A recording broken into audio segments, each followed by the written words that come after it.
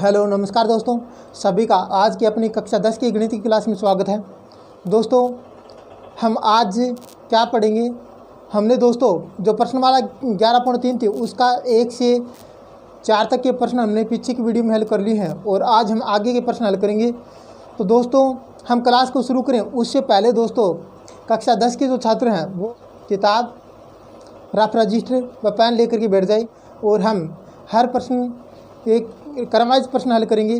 तो मैं उम्मीद करता हूं दोस्तों हर प्रश्न आपकी समझ में आएगा, लेकिन उससे पहले दोस्तों अपने दोस्तों के पास इस वीडियो को शेयर कर दें ताकि वो भी इस क्लास का फ़ायदा उठा सके। तो शुरू करते हैं दोस्तों अपनी क्लास को। आप अपनी बुक से प्रश्न नंबर 5 को पढ़ेंगे। क्या दे रखा है पढ़िए दोस्तों, अपनी बुक से प्रश्न नंबर 5 को पढ़ना है। पढ़ें कि क्या है समान कोणिक त्रिभुज। समान कोणिक त्रिभुज से क्या तात्पर्य है, समान कोणिक त्रिभुज से क्या तात्पर्य है और इनमें परस्पर क्या संबंध हो सकता है, इनमें परस्पर क्या संबंध हो सकता है, ये आपको पूछा है। क्या देर का दोबारा सुन ले, समान कोणिक त्रिभुज से क्या तात्पर्य है और इनमें परस्पर क्या संबंध हो सकता है वो हमें बताना है। तो दोस्तों सबसे पहले मैं आपको बताता हूँ जो अपने प्रश्नमाला 11.3 है उसका हम प्रश्न कौन सा हल करें, प्रश्न नंबर 5 हल करें। प्रश्न नंबर 5 में आपको क्या पूछा है, देखो ये पूछा है समान कोणिक त्रिभुज। समान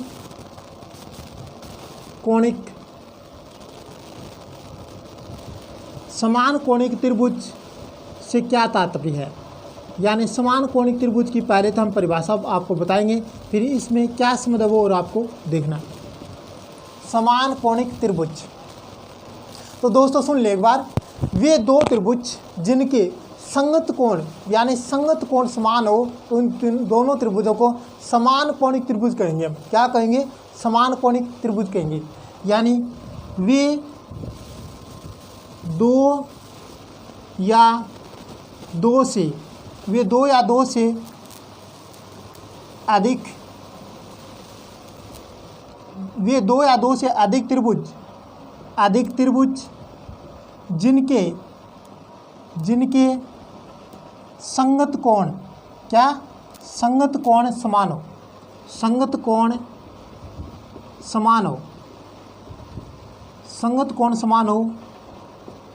तो वे त्रिभुज समान कोणिक त्रिभुज कहलाएंगे। कौन से त्रिभुज, समान कोणिक त्रिभुज कहलाएंगे। देखना दोस्तों आपको मैं बताता हूँ, त्रिभुज कहलाएंगे। देखना जैसे एक अपने पास ये त्रिभुज है, जिसका नाम है ABC। क्या नाम है, ABC। दूसरा त्रिभुज मान लीजिए ये है, तो आपको इसका नाम बता देना, जैसे LMN ये नाम है इसका। अगर मान लीजिए दोस्तों इनके संगत कोण आपस में समान है, संगत का मतलब दोस्तों जैसे ये जो A कोण है वो इस L के बराबर हो, कहने का मतलब A कोण किसके बराबर हो, L के बराबर, और ये जो B कोण है इसका मान M के बराबर हो, इसका मान M के बराबर हो। और फिर देखना ये जो C कोण है, कौन सा, ये जो C कोण है ना, ये इस C कोण का मान अगर मान लीजिए इस N के बराबर है तो कहने का मतलब इन दोनों त्रिभुजों के संगत कोण समान है, इसलिए ये दोनों त्रिभुज समान कोणिक हो गई। क्या हो गई, समान कोणिक त्रिभुज बन गई, समान कोणिक त्रिभुज हो गए। ठीक है, समान कोणिक त्रिभुज हो गए। तो दोस्तों ये तो समान कोणिक त्रिभुज है। अब क्या संबंध है, इनमें क्या संबंध है वो और आपको पूछा है कि इनमें परस्पर क्या संबंध हो सकता है या क्या संबंध हो सकता है वो आपको पूछा है। तो देखना दोस्तों संबंध क्या होगा, जब आपको मैं बता दूं, जब दो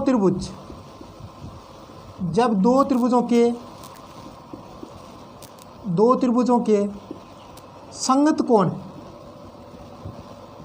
कोण समान होते हैं, समान हो तो जब दो त्रिभुजों के संगत कोण समान हो तो उनकी संगत भुजाएं क्या होंगी, उनकी संगत भुजाएं समानुपाती होंगी। क्या होंगी दोस्तों, समानुपाती होंगी।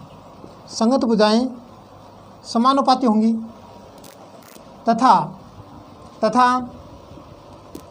वे त्रिभुज या संगत भुजाएं समानुपाती होंगी। अतः वे त्रिभुज क्या होंगे दोस्तों, वे त्रिभुज समरूप त्रिभुज होंगे। कौन से त्रिभुज होंगे, समरूप त्रिभुज होंगे। अतः वे त्रिभुज समरूप त्रिभुज होंगे। ये दोस्तों इनका संबंध होगा। कैसे दोस्तों, जैसे आपको मैं बता रहा हूँ कि दो त्रिभुज आपके पास है, अगर उनके संगत कोण समान हो, क्या हो, संगत कोण समान हो, तो उनकी संगत भुजाएं ऑटोमेटिक समानुपाती हो जाएंगी।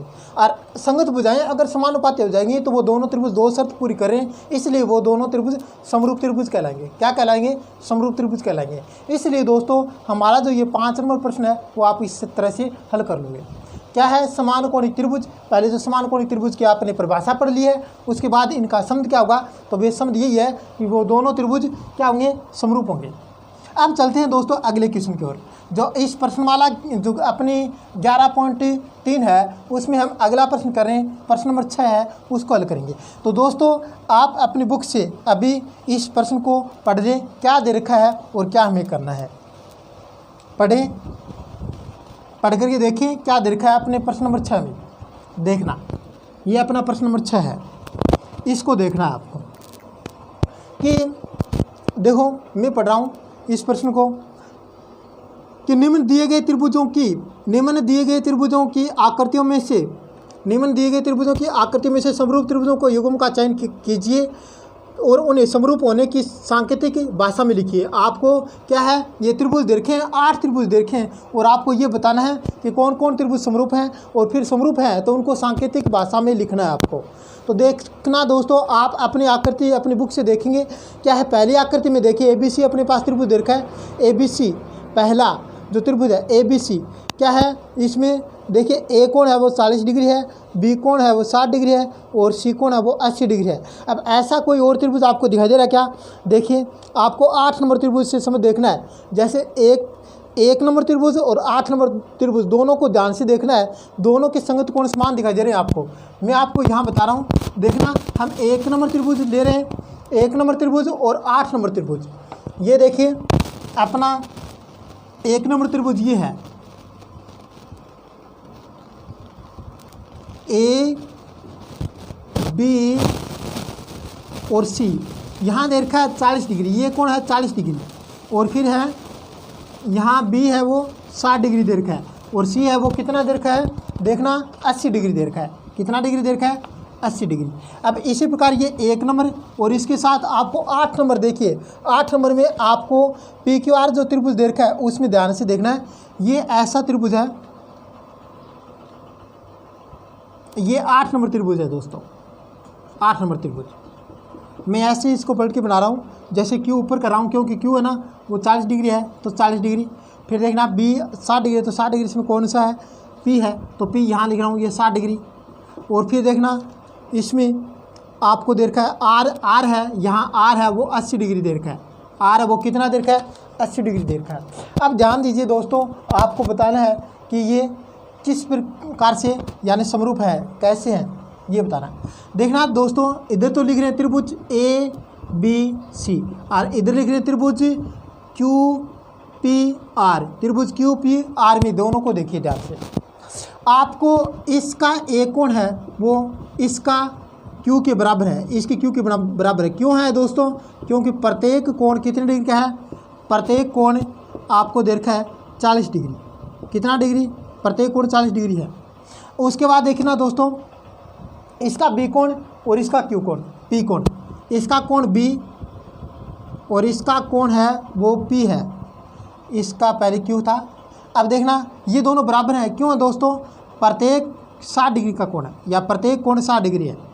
प्रत्येक कोण कितने डिग्री है, 60 डिग्री है, प्रत्येक कोण 60 डिग्री है। उसके बाद इसका C तो इसका कौन सा R। ये दोस्तों बराबर क्यों है, क्योंकि दोनों के दोनों कितने डिग्री के हैं, प्रत्येक जो कोण है वो 80 डिग्री है, प्रत्येक कोण 80 डिग्री है। अब ध्यान दीजिए दोस्तों, हमारे ये तीनों कोण है, इस त्रिभुज के तीनों कोण इसके तीनों कोणों के संगत कोणों के बराबर है। तो लिखोगे अतः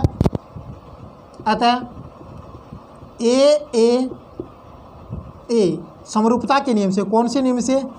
ए समरूपता के नियम से, समरूपता के नियम से त्रिभुज, क्या लिखोगे? त्रिभुज ABC है ना, ABC वो समरूप, ये सांकेतिक चिन्ह है दोस्तों, याद रखिए। समरूप त्रिभुज किसके? QPR के। ये दोस्तों क्रमवाइज आपको मैंने पहले बताया है। क्यों पहले लिखोगे? क्यों? क्योंकि A के बराबर Q है, A के बराबर Q है, B के बराबर P है और C के बराबर R है। तो क्रमवाइज ऐसे लिखोगे, जैसे त्रिभुज ABC नाम दिया तो त्रिभुज QPR नाम देना पड़ेगा। इस प्रकार से ये दोनों त्रिभुज समरूप हो जाएंगे। अब दोस्तों इसी प्रकार जैसे ये तो हो गया अपना पहला व आठवां, तो आप लिखोगे पहला व आठवां, जैसे ये पहला व आठवां है ना, आठवां दोनों क्या है? समरूप है, इसको लिख दिया। उसके बाद दोस्तों आगे चलते हैं। आगे देखना दूसरा त्रिभुज है। दूसरा त्रिभुज क्या नाम दे रखा है? इसमें MNP, तो 70 और 30 डिग्री कोण दे रखे हैं। और किस में है 70 और 30 डिग्री? ध्यान से देखिए, आपको 70 और 30 इसमें मिल जाएगा 7 नंबर। तो दूसरा और सातवां देखिए दोस्तों, दूसरा और सातवां, हम दूसरा और सातवां यहाँ बना लेते हैं।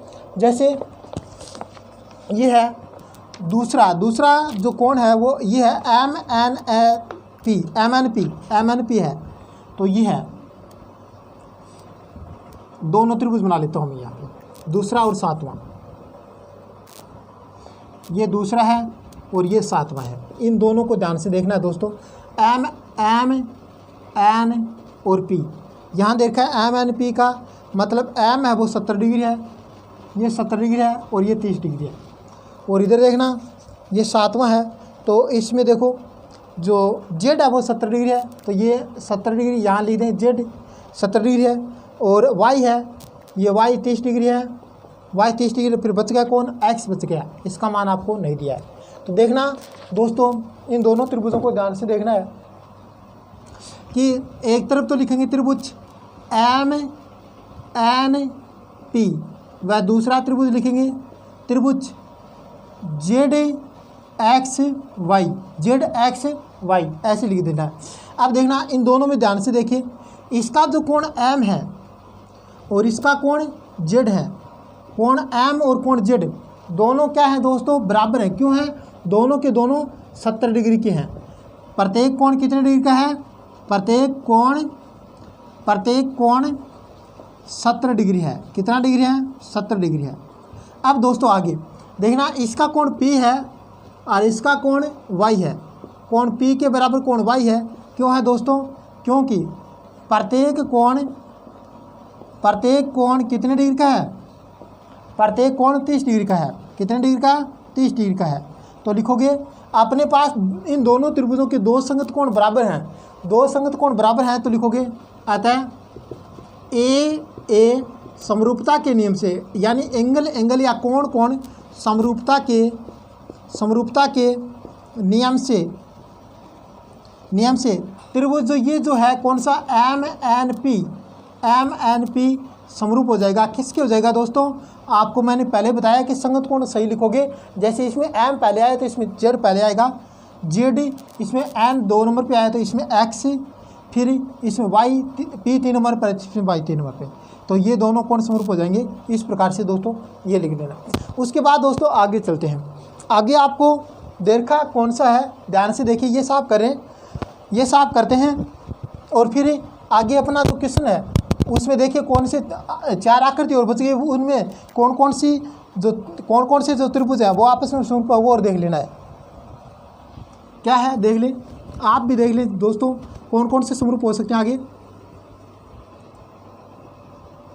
हाँ देखना, आपको अब आगे तीसरे के साथ कौन सा समरूप होगा। तीसरा जो है वो ये है PQR। ये जो देखो यहाँ बना रहा हूँ मैं, तीसरा ये है क्यू आर। इसमें देखना पी है ना, ये जो पी क्यू भुजा है ना वो 2.5 सेमी के है, ये 2.5 cm है। और जो पी आर है ना, पी आर वो दे रखा 3 cm, ये 3 cm दे रखा है। और उसके बाद आपको जो 2 सेमी कौन सा दे रखा, क्यू आर है ना, ये क्यू आर ये 2 सेमी दे रखा है। उसके साथ आपको कौन सा लेना है देखना, आप देखिए दोस्तों, इसमें आपको ये ले लेना है जो 5 नंबर है, 5 नंबर वो देखिए 5 नंबर ले लें दोस्तों। 5 नंबर में ये दे रखा है, यानी ई एफ जी ई ऐसे बना लिया। देखो वैसे तो इसमें उल्ट के रख रखा है, लेकिन आप ऐसे लिखोगे इसके हिसाब से ई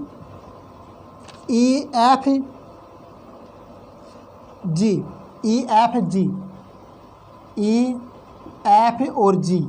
अब देखना ये जो भुजा कौन सी, मतलब ये जो एफ जी है ना, आप एफ जी वो 4 सेमी के है। कितने सेमी के है, 4 सेमी की दे रखा है। और ये जो ई एफ है ना, ई एफ वो दे रखा है 5 सेमी की। कितने सेमी की, 5 सेमी की। और ये दे रखा है आपको ई जी आपको 6 सेमी की दे रखा है। ई जी आपको कितने सेमी की दे रखा है, ये 6 सेमी की दे रखा है। अब देखना इन दोनों त्रिभुजों को ध्यान से देखिए, मतलब एक तो है तीसरा और एक है 5वां। ये 3 नंबर आकृति है और ये 5 नंबर आकृति है। 3 नंबर और 5 नंबर में देखिए दोस्तों, इनकी संगत भुजाएं समानुपाती दिखाई दे रहा है। कौन सा, यहाँ देखिए, अगर इसकी भुजा पी क्यू ले तो इसकी भुजा पी क्यू ले लिया तो इसकी भुजा ई एफ ले लेंगे, बट्टा में क्या लिख देंगे, ई एफ। अब पी क्यू तो अपने पास 2.5 सेमी है और ये कितने हैं, 5 सेमी।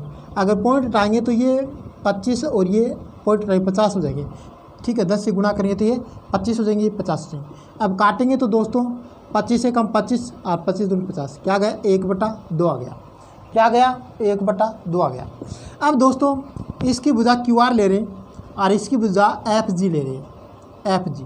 क्यू आर का माप कितना है, 2 सेमी है। क्यू आर का माप कितना है, 2 सेमी। और इस एफ जी का माप कितना है, 4 सेमी। एफ जी का माप कितना है, 4 सेमी। काटेंगे तो 1/2 क्या आ जाएगा, 2 आ जाएगा। अब देखना यहाँ देखिए, ये जो पी आर है, पी आर बटा में लिखोगे ई जी। अब पी आर है ना, पी आर वो कितना है, 3 सेमी है, 3 सेमी ले लिया। और ये कितना है, 6 सेमी है। काटोगे तो ये भी कितना आ जाएगा, 1/2। तो सब में आ रहा है 1/2 ये है, 1/2 ये है और 1/2 ये है। तो कहने का मतलब संगत भुजाएं समानुपाती हैं। तो यहाँ लिखोगे, यहाँ पी क्यू बटा ई एफ बराबर में क्या है, क्यू आर बटा एफ जी बराबर में क्या है, पी आर बटा ई जी है ना। तो लिखोगे, क्योंकि संगत भुजाएं समानुपाती हैं तो लिखोगे अतः एस एस एस भुजा समरूपता के नियम से, कौन से नियम से, भुजा या एस एस एस समरूपता के नियम से त्रिभुज, क्या लिखोगे, त्रिभुज ये जो पी क्यू आर है ना, पी क्यू आर, त्रिभुज पी क्यू आर के समरूप हो जाएगा। कौन सा हो जाएगा, ई एफ जी। कौन सा हो जाएगा, ई एफ जी हो जाएगा, ई एफ जी हो जाएगा। इस प्रकार से दोस्तों ये समरूप हो जाएगा। मतलब तीसरे के साथ 5वां हो गया। अब कौन सा बच गया दोस्तों, आगे देखना है।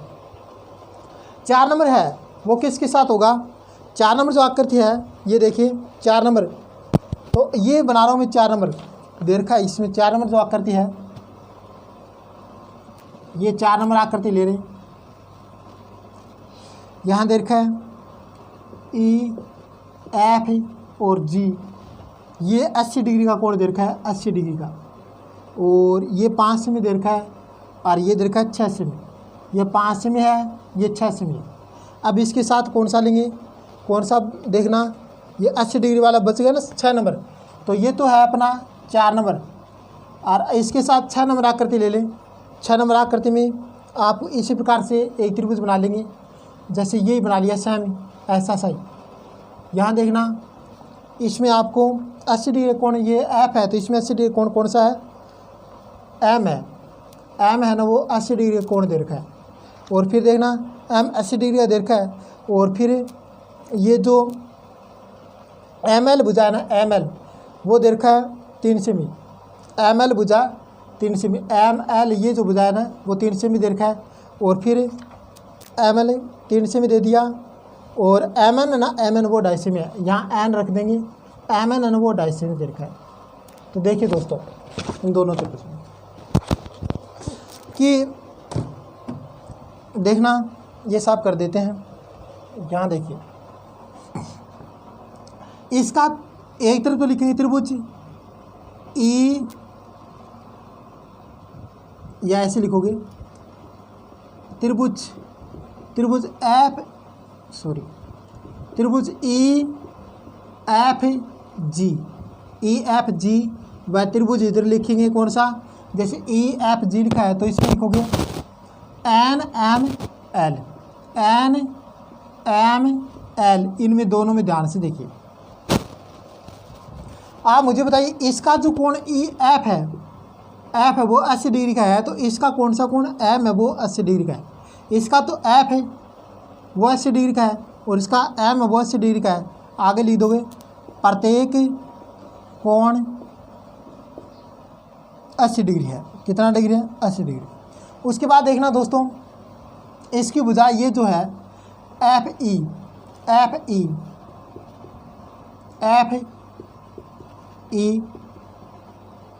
और इसकी एफ ई के साथ ले लेंगे ये एम एन। तो यहाँ देखिए एफ ई है ना, एफ ई वो 5 सेमी का है, और ये कितना है 2.5 सेमी के, तो गुणा 10 से कर लें तो ये 50 और ये 25, काटोगे तो 2/1 आ जाएगा। क्या आ जाएगा? 2/1।